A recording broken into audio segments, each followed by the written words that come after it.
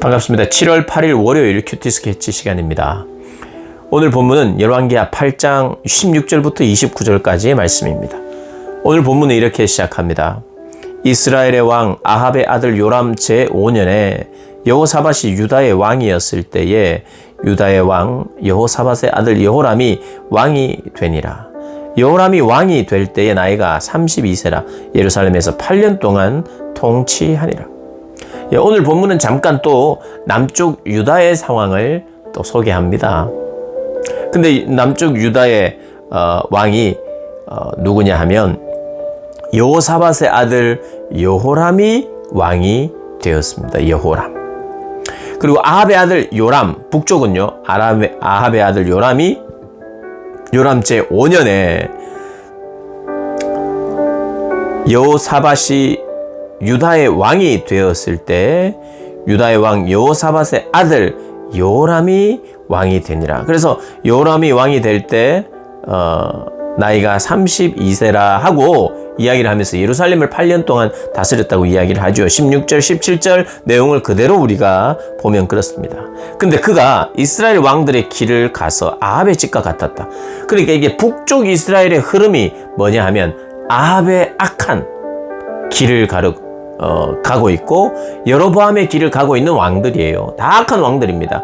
그런데 유다 왕 여호람이 이 악한 아합의 집과 같이 살고 있다는 거예요. 그리고 아합의 딸과 결혼했다는 겁니다. 그러니까 이스라엘에 있는 아합의 딸과 북이스라엘에 있는 아합의 딸과 남쪽 유다에 사는 이 여호람 왕이 결혼했다는 거예요. 그 집 사위가 됐어요.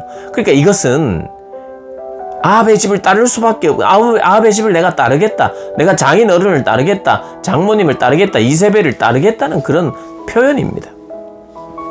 그래서 여호와 보시기에 악을 행했다는 거예요. 남쪽 유다가 사실 누구를 따라야 합니까? 다윗 왕을 따라야 되거든요. 그런데 아합의 집을 따랐다. 참 이런 안타까운 소식을 전하면서 그럼에도 불구하고 성경이요. 그렇지만 여호와께서 그의 종 다윗을 위하여 유다 멸하기를 즐겨하지 아니하셨다 이렇게 이야기해요.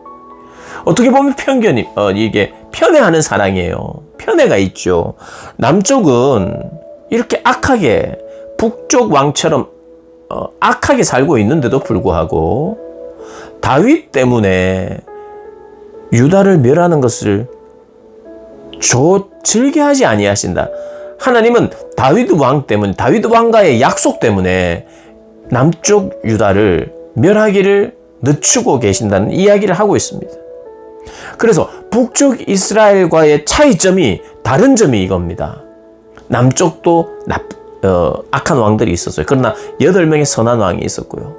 악한 왕이 있었다 할지라도 이 남쪽만큼은 다윗과의 약속, 다윗의 왕조, 그리고 유다 지파를 통한 예수 그리스도의 오심이라고 하는 그런 이 족보의 흐름 때문에, 그리고 하나님의 은혜 베푸심 때문에, 그리고 하나님의 선택 때문에 즐겨하지 않고 다윗을 기억한다는 거예요. 이게 참 이게 은혜입니다. 나와 상관없이 나는 악할 대로 악해도 나를 위하여 약속한 하나님, 그 하나님이 다윗과 한 약속 때문에, 그걸 언약이라고 합니다. 언약 때문에 우리를 기다리고 우리를 구원하시고자 더 열심히 일하시는 분이 하나님이시죠. 20절 여호람 때에 에돔이 유다의 손에서 배반하여 자기 왕을 세운 거로, 자기 위에 왕을 세운 거로 여호람이 모든 병거를 거느리고 사일로 갔더니 밤에 일어나 자기를 애워싼 에돔 사람과 그 병거의 장관들을 치니 이에 백성이 도망하여 각각 그들의 장막들로 돌아갔더라. 이와 같이 에돔이 유다의 수하에서 배반하였더니 오늘까지 그러하였으며 그때 림나도 배반하였다. 여호람이요 군사적으로 성공하지 못했다는 겁니다. 이 상대들이 자기와 함께했던 연합했던 사람들이 배신하면서 떠나가고 있다는 걸 이야기를 합니다. 어려워지고 있는 거예요. 어떻게 보면. 근데 이때는 사실 하나님께 더 엎드리고 돌아올 기회거든요. 고난과 환난은, 그리고 갑작스러운 배반은 뒤통수를 맞는 것인데 그때 하나님을 찾을 기회인데 하나님을 찾지 않습니다. 그리고 군사적으로도 승리하지 못하고 성공하지 못하는 그런 때를 살았습니다. 여호람의 사적이 유다왕 역대지략에 기록되었다, 이렇게 이야기하면서 여호람의 스토리가 막을 내립니다. 그리고 25절을 보면 이스라엘 왕 아합의 아들 요람 제20년에 유다왕 여호람의 아들 아하시아가 왕이 되니, 아하시아가 왕이 될 때에 나이가 22세라 예루살렘에서 1년을 통치하니라. 예루살렘에서 1년을 통치했대요.